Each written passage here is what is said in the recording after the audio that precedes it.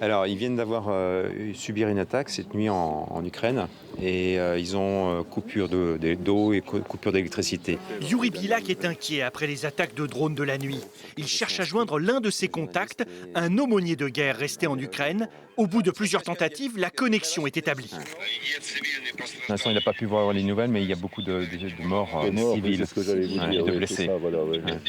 L'aumônier ukrainien Serei devait être aujourd'hui à Notre-Dame-de-Lorette pour assister à une messe. Le chapelain a tout de même souhaité prononcer une prière avec lui.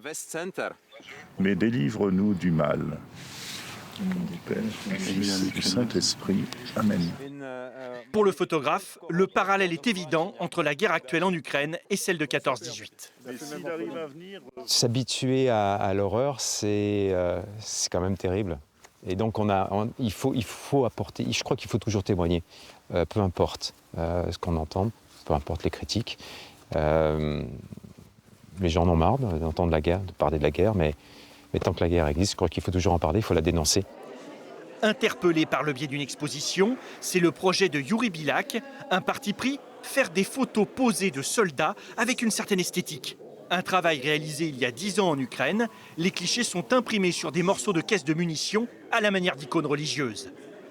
J'ai compris par leur retour que mon image allait devenir pérenne.